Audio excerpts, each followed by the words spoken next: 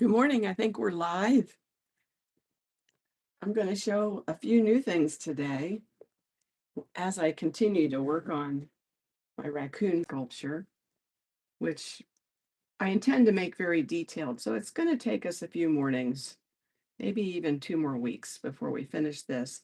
And then we're going to go on and do the bird, and we're going to do the bobcat and the ringtail cat, which is not really a cat, um, and all the other exciting things that we want to start and finish.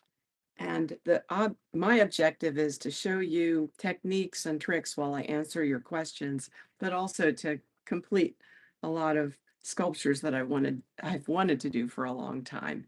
And finally, I'm getting back to it after a few years. So anyway, this morning I wanted to talk about something cool before I start on. I'm going to start on this area and bring everything close so you can see while I'm working. But I want to explain a few things you might not have known that are helpful if you start doing clay modeling, which I hope you do. So first of all, this is something I newly tried, and I wanted to make sure that it didn't ruin the clay before I recommended it. Turpenoid Natural is like a citrus brush cleaner, and it has no harmful fumes. It says an extraordinary brush cleaner, which conditions as it cleans. So, okay, so it probably is great for your paint brushes if you like to paint also. But what I really found that it does work for, and I wanted to make sure I could really verify this. I have some soft clay right there. Hi, Cindy. Hi, Mark. Just catching you up. This is the new revelation of the day of the live stream. And I wanted to test it out first to make sure it really did do a good job without ruining the clay. It's a non-toxic brush cleaner, Turpenoid Natural. And once again, totally non-toxic, which is what we're looking for. So I'm going to kind of demo. I have some really rough areas over here. Let me kind of recut these so I can show how. I'm going to recut these marks. Let's make sure you can all see what I'm doing. Very rough areas here. All right. So before I do that, I should just show you what a nice job it's doing on the finished areas. I'm still needing to do a little anatomical adjustment in that. But the great thing is, and it takes a little time to dry, but it's not, once it dries, it's not gooey. And it works much better than the alcohol. To get things that work better, quote unquote, you need toxic solvents, which I refuse to do. I could have gotten a stronger alcohol, like ethyl alcohol, something more 90%. But, then it kind of goes into I'm breathing it, and I don't want to do that. So I thought, what if this works? And nowhere online have I been able to find out if it works. And back in the day when I was sculpting professionally, this didn't exist. What I do is I pour it into a little bit into a jar because I'm going to get plenty of clay into that. And I put a nice little label on it. And so now let me get my tea out of the way. I'm going to try to come in close so I can show. I got another thing to sit on so I can be down. I can still say hello, but you can now see what I'm doing. So that's, and plus a lower light, so I wasn't blowing out my detail here. So let's see if I can do this so you can kind of see where I'm headed. So I wanted to cut in some notches there. First, I created a bunch of just lines. So cut some notches in first. I keep looking over and see if you want to ask any questions. The size of the tail, Cindy, we'll get back to that, but that is going to be based on, and I don't have, you know what, I need to add that to the guide because I didn't include it in the guide, and that's a good reminder. But I've been looking at videos to get the size of the tail. So what I need to do is, we'll go back to the tail for a minute, it's not a real curvy tail. It's a very fluffy tail, and that's not done. But what I did was just I kept checking the videos, and that's going against what I've um, what I've suggested for you because um, I've suggested keep checking your patterns and keep checking your proportions. So I will do a good study of what that is and add it to our little raccoon guide, which once I do an edit to the raccoon guide, I can either put updated or keep the same one in there and put up, here's the updated one, and then you can grab it.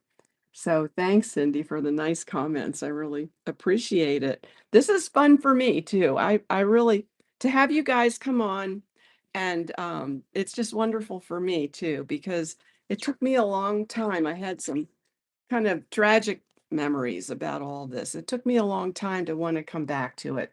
I didn't want to start crying while I'm sculpting. So no, we want this to be fun. So anyway, uh, I'm going to try to talk and sculpt here if I can, but I want to cut these notches in. It looks extremely choppy and sloppy. That's okay. I'm just trying to work out what are those areas, and to create that illusion of fur sticking up, I have to really do a trick here where I put clay underneath. Let me see, where's my tool that I like? Oh, here. So I have this tool I like a lot, this little pad tool with the point, and I put clay underneath where I made that stick up. You're creating an illusion of fur, which it's never going to be fur, but that's okay. You're sculpting. It's a sculpture, right? It's a sculpture. And you have arts, what they call artistic license. I mean, you can do whatever you want. I'm after a highly realistic look. First of all, I was kind of trained to do that. But secondly, I like the idea of a medium being transcended. And by that, I mean, suddenly, when this is all done, you look and all you think of is a raccoon. You no longer think, oh, clay. You don't think, oh, that's clay. You think, that's a raccoon. And he's sitting there and he's going to be eating corn. And let me see if I can bring my pictures up. So let me get this out of the way. You can see he's eating corn, Indian corn, because I want the colors in the end of this to come across. Um, if Mark is saying if the fur or the feathers are laying down, oh yeah, it's so much easier. True. So to create that tufted look, you have to just almost forget about the fur and just create an upward. So you create a snake. And in fact, I want to create more fluff around that neck, and I'll show you what I'm going to do right now. All right, so I make a snake, a little roll, and just lay that roll on there. Don't worry that you already articulated all that fur. Don't worry about that. You're going to mess it up over and over and over again. The beauty of modeling clay is that you can do that. Make a little more on there and make that really, I'm going to make that really fluff up right there. Put that in. I wanted to get his whole, I was going to redo this area too, because I got this great picture. Let me see if I can show you. I'm always looking at pictures and always looking at videos too and stopping the action. That's a screenshot. But just to get the view of this, the fur kind of comes down and I edited this. So I'm going to go back in and try to make it downward, but in layers, maybe a couple layers. So you have to make arbitrary decisions and you just you're winging it the whole time. So yeah, so same deal for Mark for feathers. You just have to create this. See how I'm going to do this underneath. You've got to go with your tool and just make sure it's secure. Not, that's not the right word. Maybe stable. You got to stabilize that uplift. And I'm going to put a little more clay on that. And now we're going to go slow on all these things because what I realized is I'm not doing you guys a favor if I'm not perfecting this the way my vision says I want to. So I'm going to take, if it takes a while, the point is I can answer questions every day and you can just watch me slowly, slowly finish. So here we go. Oop. You see, I'm just placing that clay in layers, but there's like this, can you see that uplift? So we're creating that uplift, that underneath, and keeping the pattern that we tried to establish in the first place. So the first step is just establish the patterns, the directions. Like that's just too regular. It's not going to be like that when it's done. Like, what you do is you do that to start getting the idea of the length of the hair, length of the fur. So, in other words, the fur isn't like this long. It's just coming out like little tufts, just like you see here. So you create a pattern that shows you the logical length of the fur. And then I'm trying to think, okay, logically it wouldn't look like this, but at least that establishes it. And then you can see from the front how you start to cross over those areas. But like right in here, I might want it to go in a little further in here and create a little more downward um, uh, shape right around the hip area. I guess you could call it right in here. So you want to still keep your anatomy.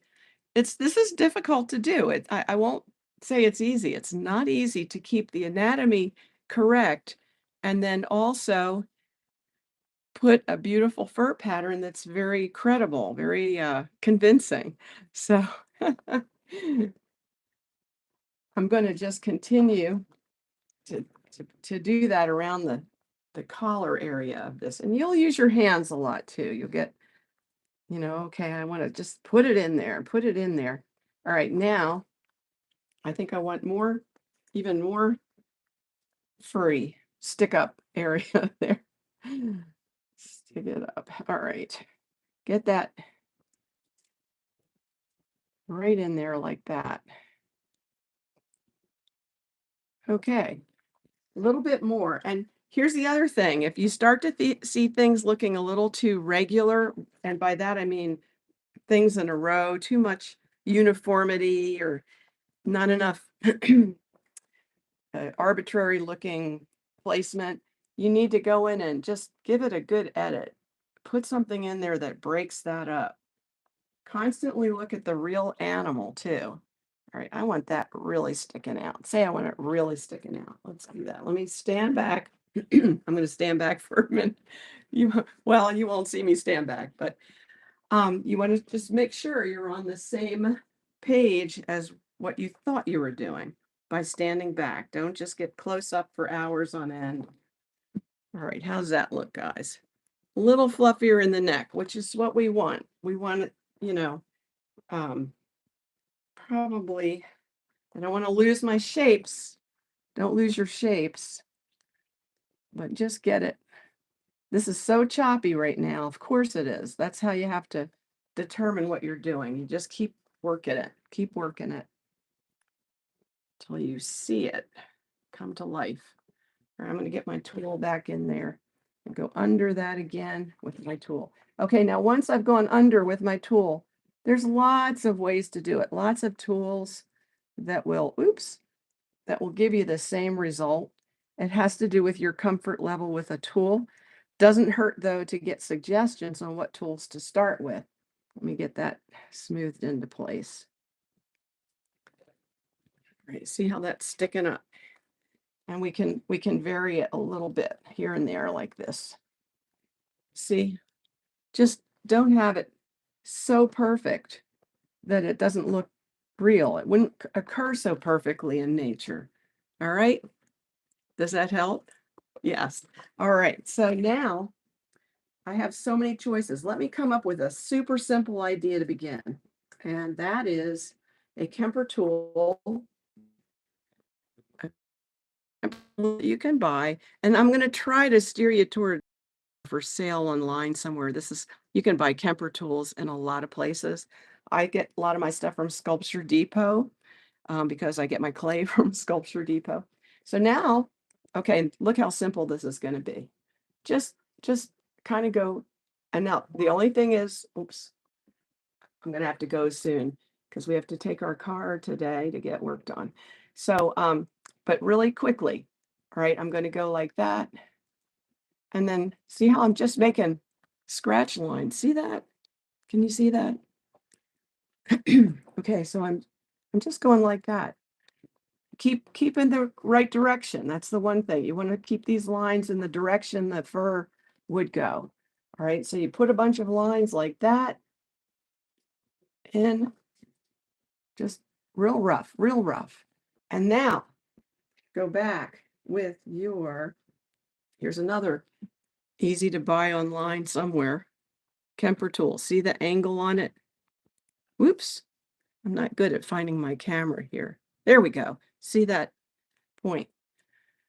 And just go in and make cuts from the bottom. Now, if it wasn't firmly attached, it crumbles off like it just did there, but that's okay. And come back. It's very rough at this stage. But I just want to do a quick demo, and then I've got to go, and we'll do more, a lot more on Wednesday. All right, look how choppy and rough that is. Okay, now all I have to do, and maybe I would actually smooth out some of the crumbs myself, just like this. I'll take that point again. As you work, get in the habit of holding a little clay in your hand. You will thank me for this later. And take a little clay in your hand and just constantly put it back so you don't have this giant field of crumbs all over the place. And then, by the way, I wanted to share a great hand cleaner. Again, it's an orange product called Fast Orange.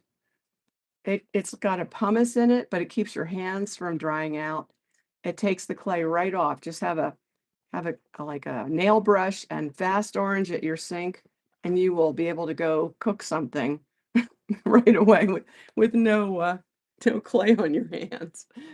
All right, so I do that, and real quickly, because I got to go, you take your brush and your terpenoid, your non-toxic terpenoid natural, and just brush over that. And it just pulls it into position. You can brush under, over. It takes a day or two to completely dry, and that's no problem. But what I have tested, at least at my end, it has not wrecked my clay. It seems to work really nicely, and it does evaporate away, dry away. And I can even do some more lifting on that. So I'll continue to work on that and have that new area to show you when I return on Wednesday morning. So I hope that you enjoyed this morning. And if you're new, please subscribe, and more on Wednesday morning. So everybody have a good rest of the day, and I'll see you soon. Bye-bye.